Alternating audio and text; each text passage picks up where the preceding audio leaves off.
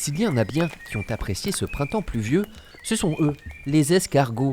Ils vivent ici en habitat collectif, 250 au mètre carré, au bon soin d'Alexandre Piton.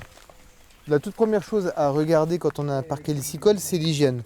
Il faut vraiment regarder s'il y a de la mortalité. Il y en a toujours un petit peu, déjà naturellement. Des fois, quand ils s'accouplent, ils peuvent mourir d'épuisement. D'ailleurs, ils peuvent copuler pendant 12 heures. Ils sont vraiment très investis. Ils profitent tant qu'ils peuvent avant de passer à la casserole pour le plus grand plaisir des amateurs périgourdins de cagouilles. Je travaille avec deux espèces, le Helix aspersa muller qu'on appelle le petit gris. Donc ça c'est l'espèce qu'on trouve dans la nature chez nous à l'état sauvage.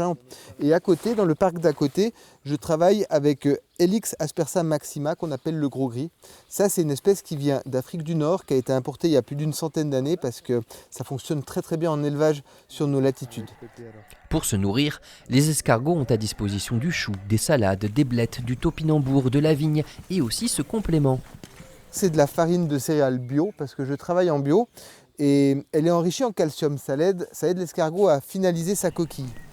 Venu de Suisse pour changer d'air et de vie, Alexandre a craqué pour ce hameau de Saint-Julien-de-Cramps. Rien ne le prédestinait à devenir héliciculteur. Il a eu une révélation en découvrant les escargots présents naturellement sur son terrain. Là, il y a vraiment une lumière qui s'est allumée. Je suis rentré chez ma femme tout excité en lui disant « Écoute, on va élever des escargots, c'est ça qu'on va faire. » Depuis que cette lumière s'est allumée, c'est un feu sacré qui porte Alexandre. Il a même créé une chaîne YouTube où il explique avec passion et humour les coulisses de son métier. Si je soulève, je suis sûr que dessous, je vais trouver des œufs.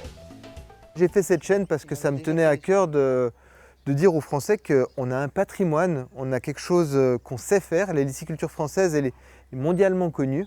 Et au-delà de ça, on produit seulement 4% de ce qui est consommé en France. Et en fait, ça me fâche et puis j'aimerais bien voir plus d'héliciculteurs.